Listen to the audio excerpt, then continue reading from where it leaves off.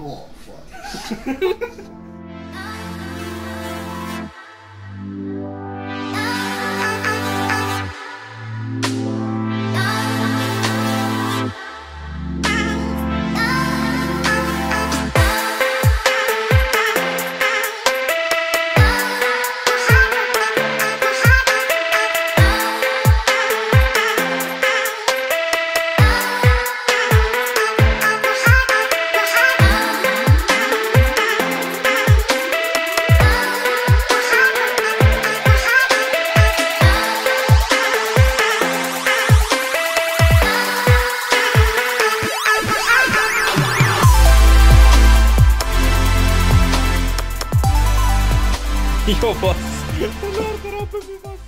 Leute, herzlich willkommen bei einer weiteren Folge von Chase Dokus. Und wir sind natürlich wieder bei realer Irrsinn unterwegs. Wir gönnen uns das Mal. Haben wir da die erste Folge, die Brötchenpolizei in Zell.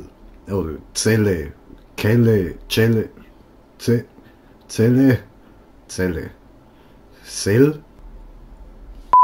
Okay, legen wir los. So. Der Wochenmarkt in Celle. Was hier so Celle. wie friedliches Einkaufen von unbescholtenen Bürgern, ist in Wahrheit ein einziger gottverdammter Sündenpfuhl. Was auf diesem Platz passiert, entbehrt jeglicher Vorstellungskraft. Händler verkaufen am helllichten Tage warme Leberkäsebrötchen und ihre Kunden essen sie noch vor Ort. Ein Verbrechen. Auf dem Wochenmarkt in der Altstadt ist es verboten, Warmspeisen, die vor Ort zubereitet werden oder an Ort und Stelle verzehrt werden können, anzubieten. So sagt der Stadtrat. Sein warmes Leberkäseverbot bewahrt den Zeller Wochenmarkt vor dem Untergang. Wir haben in anderen Städten Märkte, wo dies auch dazu führt, dass sich der Charakter... Look at him. Just look at him. What the fuck is this dude? Stefan Krassl. Jawohl. Gut. Erzähl Stefan Krassl. Von einem Versorgungsmarkt zu einem Lifestyle-Consumer-Markt, wie immer Sie das neudeutsch bezeichnen wollen. Consumer-Markt. Dieses Lifestyle-Consuming, direkt am Stand etwas essen. Wo gibt's denn sowas? Nein, hey, also das kann man nicht bringen. Wir dürfen das Brötchen nicht so über die Theke geben. Wir müssen jetzt in eine Tüte einpacken, sodass der Kunde das mitnehmen kann. Also ich darf das hier gerne kaufen, kaufe ich auch sehr gerne und gehe dann 2 Meter zurück hinter das Kabel und darf dann in der Öffentlichkeit essen. Genau. Auf dem Marktplatz nicht speisen. Dann Ja, aber what the fuck? Ja, das ist typisch Zelle hier. Warum kann ich das Brötchen hier nicht essen? Warum muss ich um die Ecke gehen oder in die Tüte? Musa! Musa! Das ist herrlich, ist das. Also für das... Oh shit. Oh shit, das ist aber nicht gut gewesen für den ihres Herzli. Befreite Zeller Altstadt. Hey, Sie. Und Sie. Packen Sie sofort Ihr Brötchen ein. Geht's noch? Alter, die verstoßen gegen das Gesetz. Und die Stadträte sollten mal kommen und sich hier auch ein Brötchen Das machst du jetzt aber... Schau sie dir an, Alter, die schwerkriminelle Oma, damn! Fuck, Bro, fuck, Alter, nein, ey. Geht so nicht, Alter, geht so nicht. Ey, kannst nicht bringen. Weißt, dann sind die Regeln doch ganz klar. Es heisst, das geht nicht, weil wir wollen da ja nicht so ein Consumer-Dings da, Bums da machen, oder? Und weil wir das Dings da, Bums da nicht wollen, dann darfst du da nicht Dings da, Bums da. Ja, ich meine essen. Ja, voll. Und trotzdem machen sie es. Einfach schwer kriminell, die Leute. Was geht dort ab, Alter? Scheisse. Alte Omas, die schwer kriminell sind. Hey, nein, das müssen wir uns nochmal... Das gönnen wir uns nochmal. Da, schauen Sie ja. Alter, schwer kriminelle Oma. Und die Stadträte sollten mal kommen und sich hier auch ein Brötchen holen. Und noch andere dazu animieren. Nein, ey. Alter, schwerst kriminell. Nein, wirklich, das geht so nicht.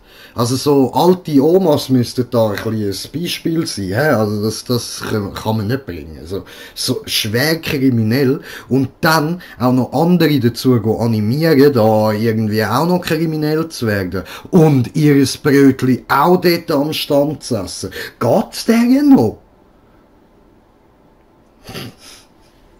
Die Bonsai-Brücke von Aachen, Alter. Julian Bam Edition. Oho. Oho.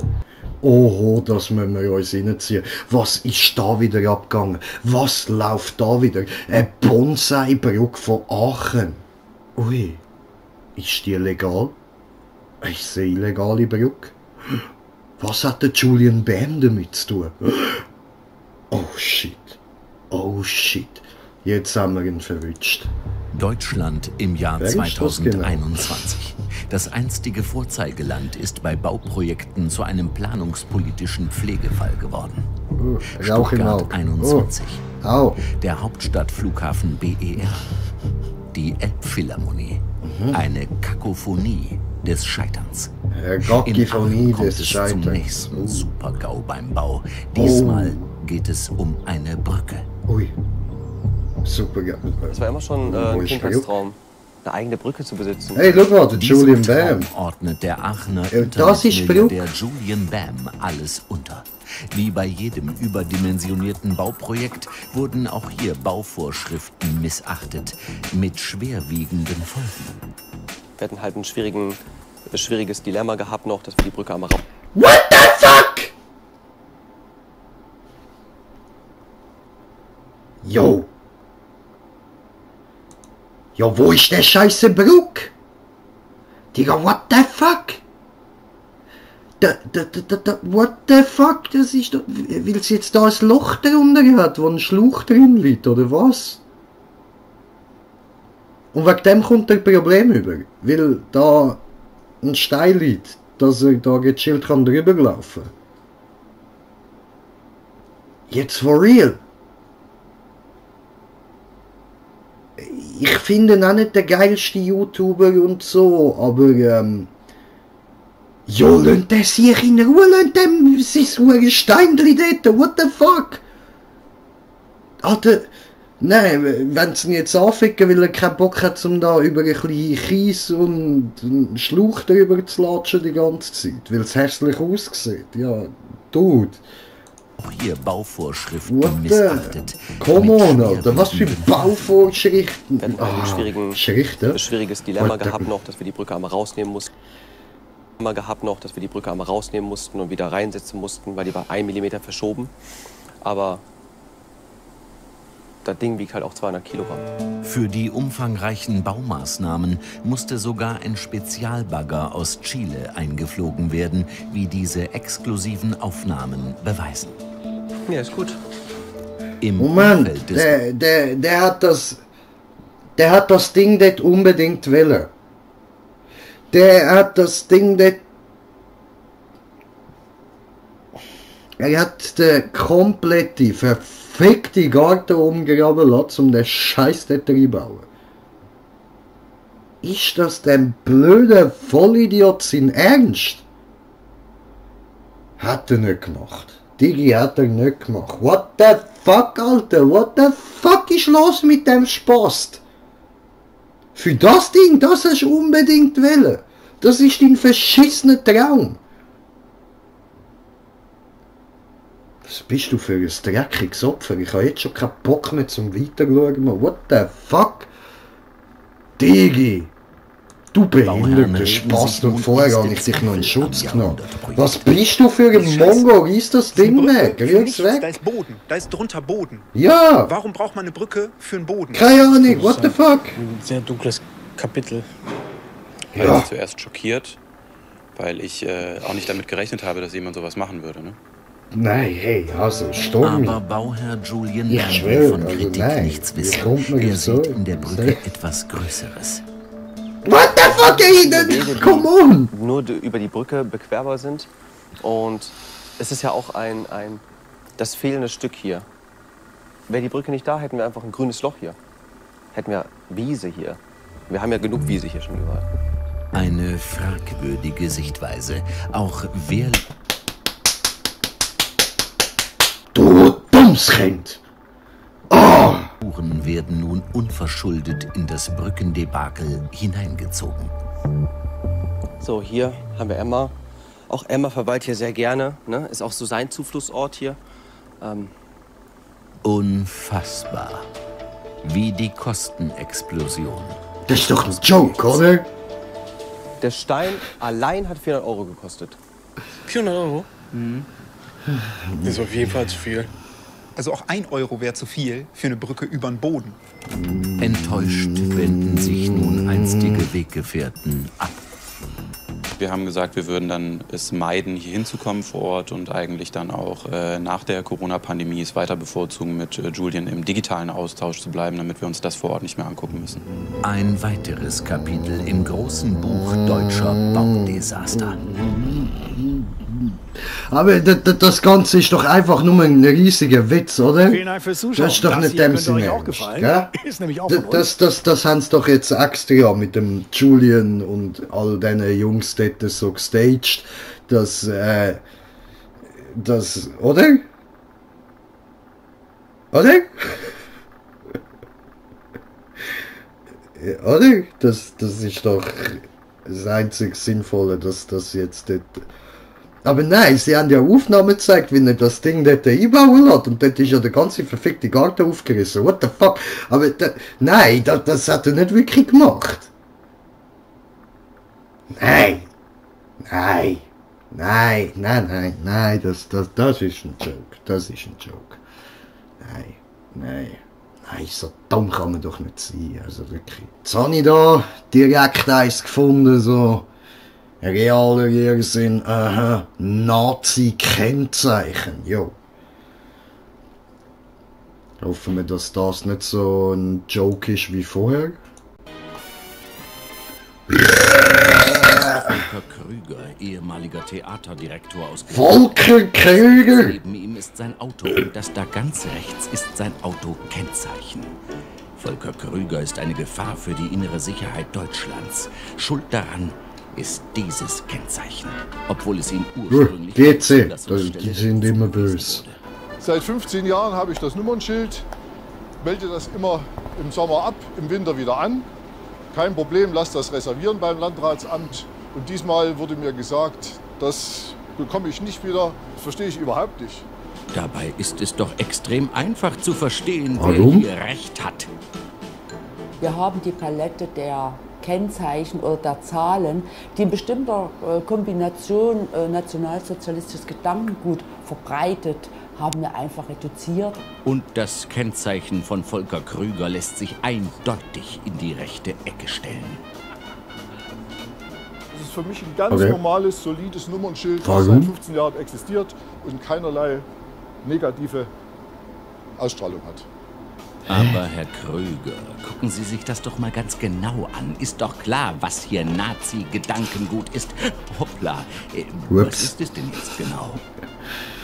28 ist es. What the fuck? Warum? Moment. Das ist die 28. Jetzt fragen Sie mich bitte nicht genau, was genau die 28 heißt. Könnt ihr mir recherchieren und nachgucken. Oh ja, gucken Sie doch mal. Na. Noch 28 Sekunden, dann finden Sie es doch bestimmt raus. Geiles Sieg. Die 28 steht auf Deutsch für Blut und Ehre. Und Blut und Ehre ist eine verbotene rechtsextremistische Organisation. Und was hat die 28 damit zu tun? Fragen Sie mich bitte nicht. Ja, genau. Das ist ja, aber what the fuck? So nämlich. Die 2 steht für das B im Alphabet. Die 8 für das H ergibt B und H steht für Blood and Honor. Blut und Ehre. So löst der Landkreis Zwickau das Nazi-Problem. Toll finden auch Anti-Rechts-Aktivisten. Nein, das bringt absolut nichts. Der Rechtsextremismus wird dadurch um kein Deut weniger. Das vom Anti-Rechten. What the fuck? Hey, komm on. Was stimmt mit euch dort in Deutschland nicht? Die 14, die 18, die 28 und die 88. Also Warum? alles mit 8, 8 und 4. Und warum jetzt die 14? Ich hab schon gesagt.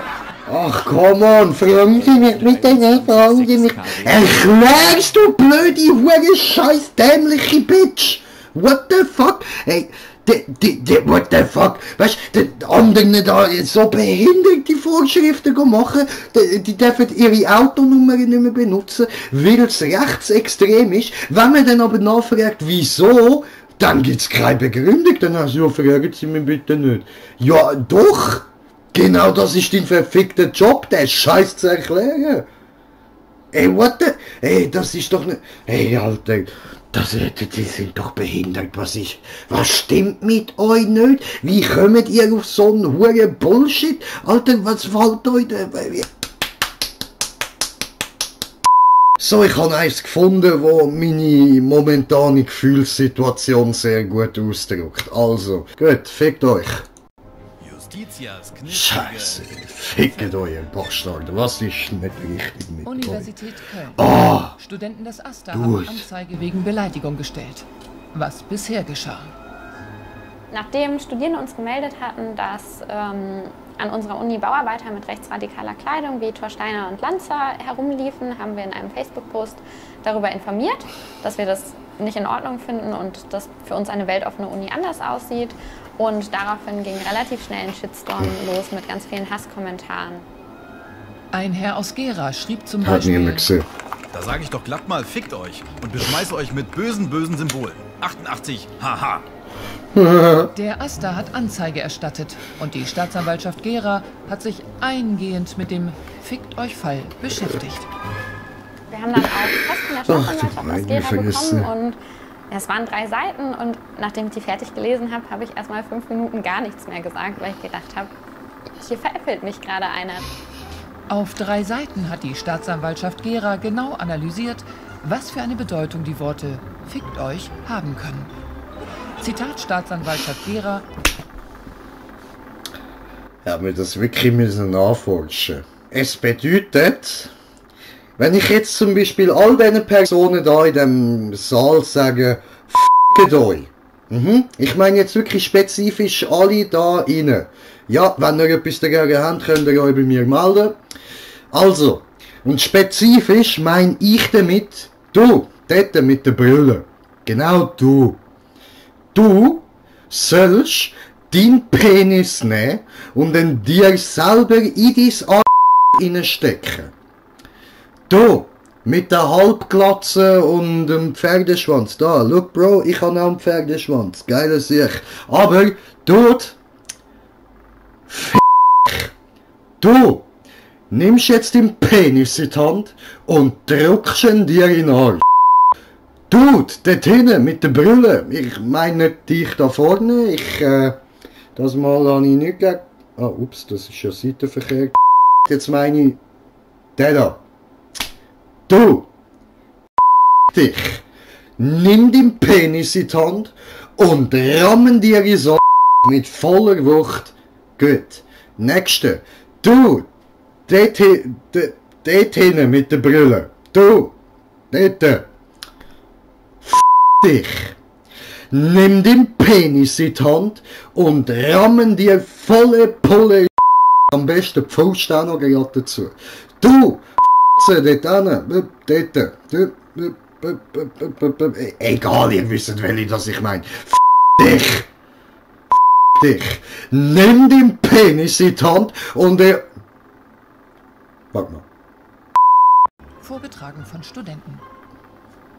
Obschon das Wort Ficken heutzutage weitenteils rein geschlechtlich konnotiert ist, ist auch eine Verwendung im eigentlichen Wortsinne, nämlich als Bezeichnung für ein schnelles Bewegen, für ein Nein, es heißt einfach Fick dich. Reiben oder ein Schleifen durchaus noch üblich. Weiter erläutert die Staatsanwaltschaft. So wird das Verb ficken, insbesondere in der Jugend- und in der Soldatensprache, noch heute als Bezeichnung für einen besonders harten Drill verwendet. Nein, es heißt Fick dich. Mal auf, Der Unteroffizier hat uns heute wieder gefickt. Klammer zu.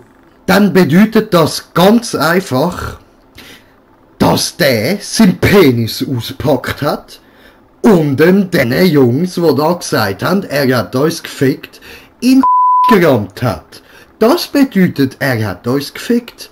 Jawohl, so ist das.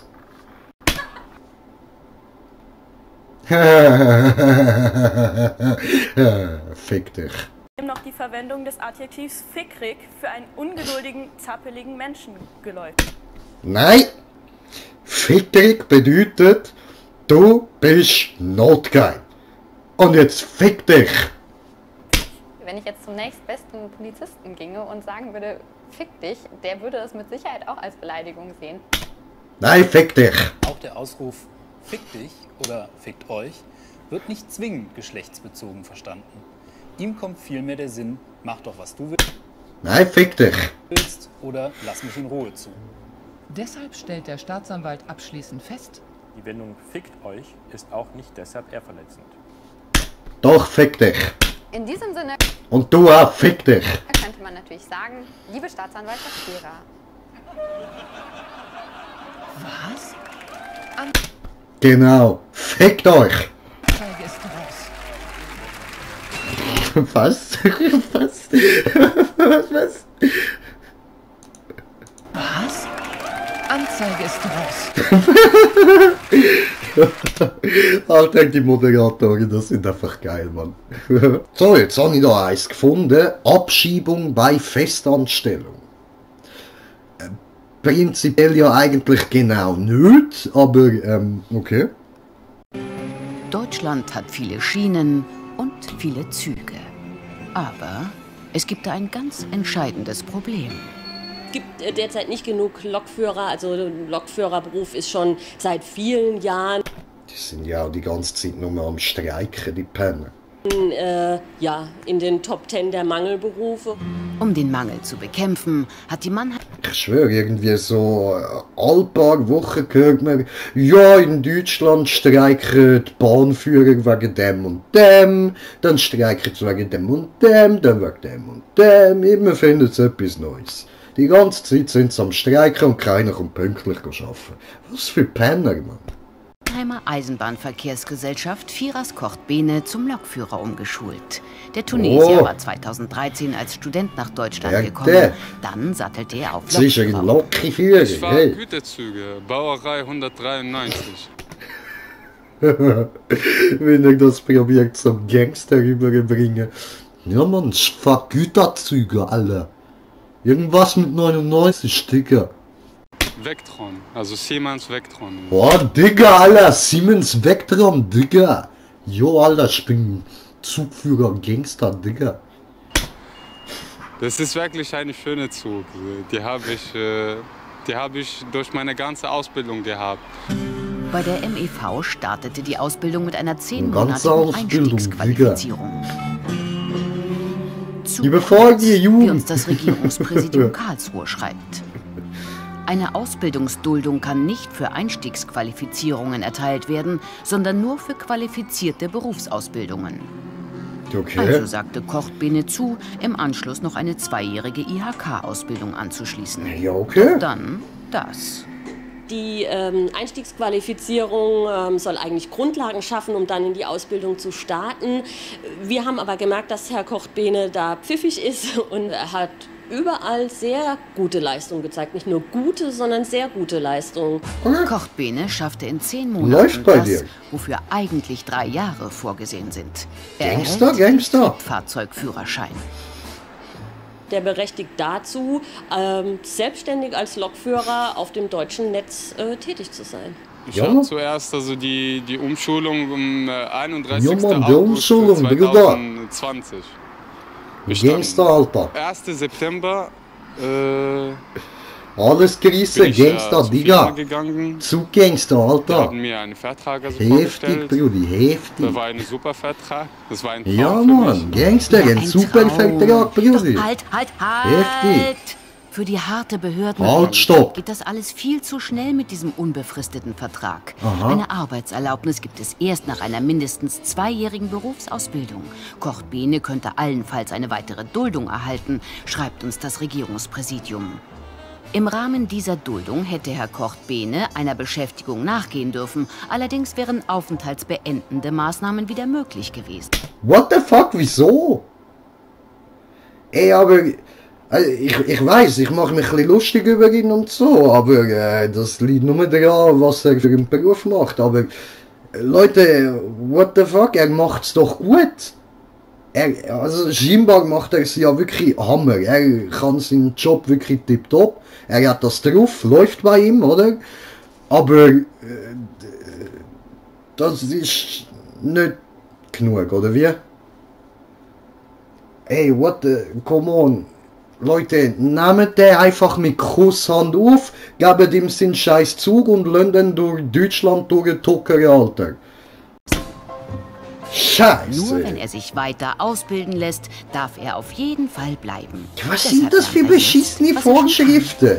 Alter, ihm wird ein scheiß Job angeboten, ihm wird eine Festanstellung angeboten und das heisst, nein, könnt ihr nicht bringen.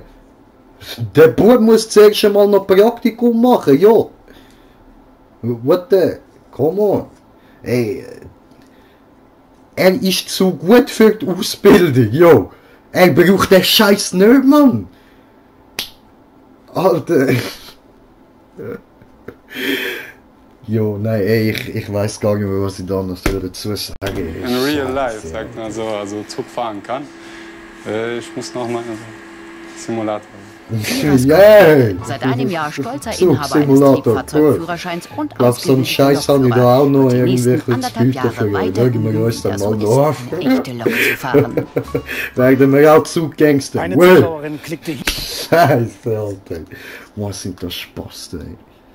Fuck, Bro.